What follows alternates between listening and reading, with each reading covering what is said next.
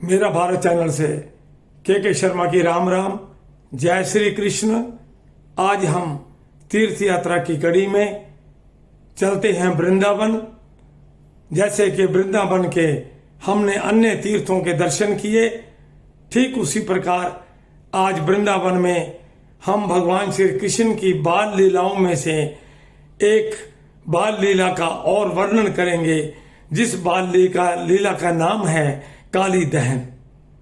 काली दहन मंदिर, आज हम वहां चलेंगे, उस पवित्र भूमि के दर्शन करेंगे, उस पवित्र यमुना जी के दर्शन करेंगे, जहां पर भगवान श्री कृष्ण जी ने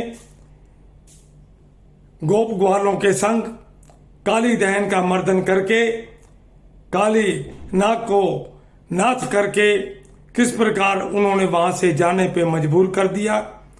आज हम वहीं चल के दर्शन करेंगे। वृंदावन में जब हम परिक्रमा मार्ग की तरफ जाते हैं तो रास्ते में एक तरफ ऐसा स्थान आता है कि एक तरफ यमुना जी हैं और दूसरी तरफ काली दहन का मंदिर है, काली नाग दहन का मंदिर है। मात्र बीच में दूरी एक सड़क की है, क्योंकि पहले यमुना इस मंदिर के परले किनारे तक बहती थी। अगर आप गए हैं तो ध्यान से देखा होगा, नहीं तो आप जब भी जाएं आप ध्यान से देखेंगे, क्योंकि जब हम परिक्रमा कर रहे होते हैं उसी समय ही रास्ते में हमें एक हाथ को यमुना के बिल्कुल सामने काली दहन मंदिर के दर्शन होंगे। तो ये लीला कैसे हुई, आओ हम इस पर चर्चा करते हैं। जिन दिनों में भगवान कृष्ण छोटी उम्र के थे, अपने बाल सखाओं के संग लीला किया करते थे। इन्हीं लीलाओं के करते हुए उन्हें ये पता चला कि बहुत समय से इस गांव के लोग जब यात्री पथिकगण आते जाते यमुना जी का जल पीते थे तो वो वहीं पर ढेर हो जाते थे। इस बात का पता लगते ही भगवान कृष्ण जी ने जाना कि इस यमुना में इस समय इसी स्थान पर काली नाग है, जिसके जहर से ये जो पानी है सारा जहरीला हो चुका है। उसी समय भगवान कृष्ण उन्हीं दिनों में अपने सखाओं के संग एक लीला की कि बॉल खेलने के लिए उन सभी सखाओं को भगवान कृष्ण वहां ले गए यमुना के किनारे, और वहां ले जाकर के उन्होंने श्री दामा व अन्य साथियों के साथ बाल खेलने प्रारंभ किए। बॉल श्री दामा की थी और बाल खेलते खेलते भगवान श्री कृष्ण ने कदम के वृक्ष के ऊपर चढ़ते हुए बॉल को एकदम से यमुना में फेंक दिया। और जब यमुना में फेंका तो श्री दामा और उनके साथी शोर मचाने लगे कि भाई बाल तो कन्हैया तेरे को लानी पड़ेगी, क्योंकि बॉल तूने यमुना के अंदर फेंकी है, अब तो तेरे को ये लानी पड़ेगी। भगवान कृष्ण ने कहा, भाई मैं नन्हा सा बालक कैसे ला सकता हूं, लेकिन सभी श्री दामा के साथ मिल गए। उन्होंने हठ किया कि नहीं, कुछ भी हो आपको ये बॉल तो लानी होगी। उसी समय भगवान कृष्ण ने मौके का फायदा उठाते हुए उस यमुना में कूद गए, और कूद गए तो नीचे गए।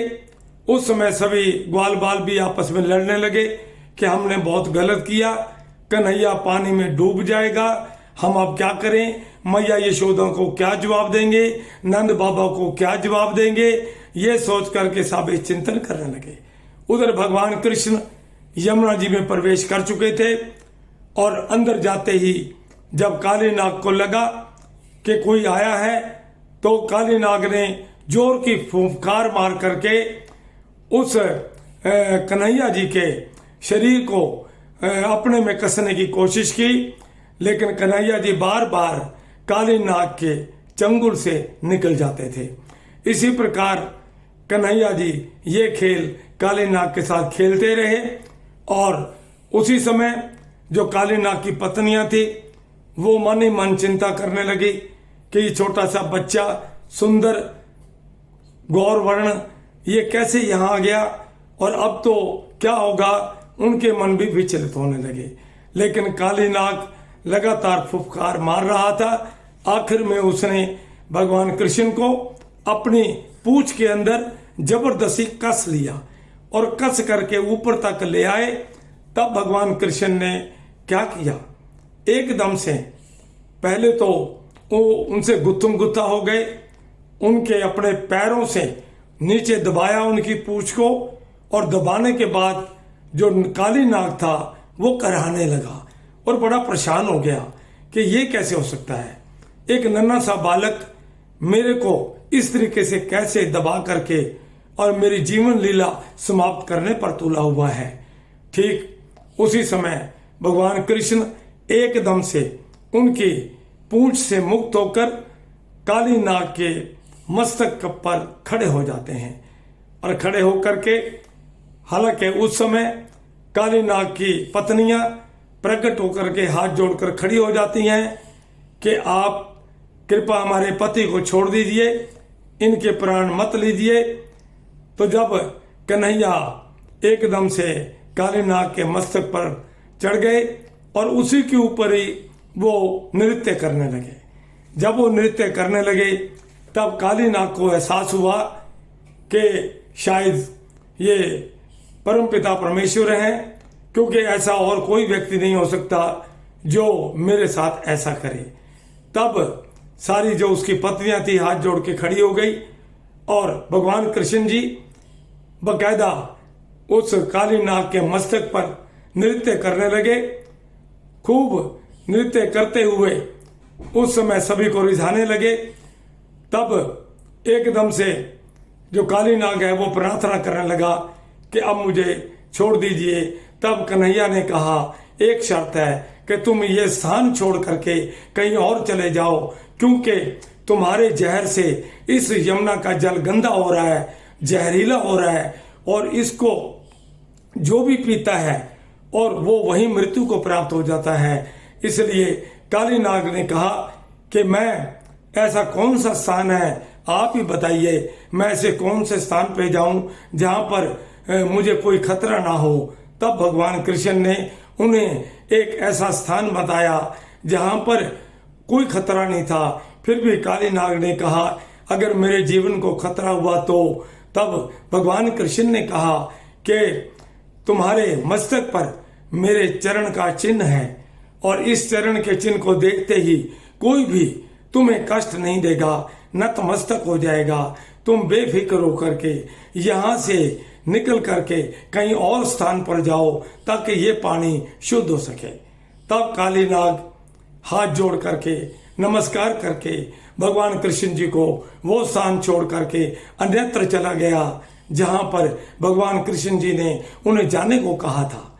इसी प्रकार भगवान कृष्ण जी उसी समय जब यशोदा, नंद बाबा, सभी ग्वाल वहां चिल्ला रहे थे वहां किनारे के ऊपर, क्योंकि गोपी ग्वाल भाग करके उनके पास गए यशोदा व नंद बाबा के पास कि कन्हैया बॉल के लिए यमुना में कूद गया, डूब गया। तब उस किनारे पर सभी गोपी ग्वाल, गांव के लोग, नंद बाबा, माँ यशोदा, रोहिणी सभी आ गए और आकर के रोने लगे। हाँ कन्हैया, हाँ कन्हैया। यशोदा कहने लगी, हाँ मेरे लाला तुम कहाँ चले गए। इतने में भगवान कृष्ण बांसुरी बजाते हुए नाग के मस्तक पर नृत्य करते हुए ऊपर को बाहर निकले। ये दृश्य देखकर सभी नतमस्तक हो गए, सभी हैरान हो गए कि ये कैसा दृश्य है, ये हम कैसा दृश्य देख रहे हैं। सभी ने उस बांके बिहारी को, उस कन्हैया को हाथ जोड़ के नमस्कार किया।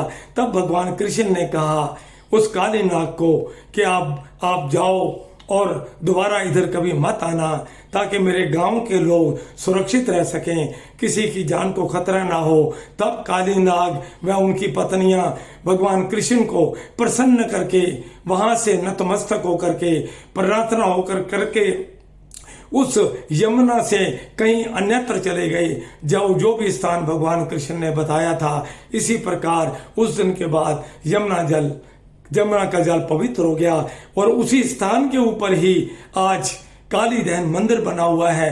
भगवान कृष्ण जी आज भी उस पत्थर के नाग पर भगवान कृष्ण जी एक अपने तिरछी चितवन से बांकी छटा से नृत्य करते दिख रहे हैं। आप जाएंगे बड़े ध्यान से, बहुत ही सुंदर और प्रशंसनीय व मन मोहने वाला वो दृश्य है। आप जब भी परिक्रमा मार्ग पे जाएं तो जरूर यमुना के सामने रास्ते में एक हाथ को काली दहन मंदिर आएगा, उनके दर्शन करें और दर्शन करके अपने आप को कृतार्थ करें।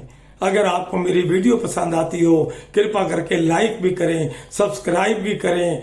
बहुत बहुत धन्यवाद। वो इसके अलावा अगर आप कोई विचार भी देना चाहें तो विचार भी दे सकते हैं। धन्यवाद। जय श्री कृष्ण, जय श्री कृष्ण।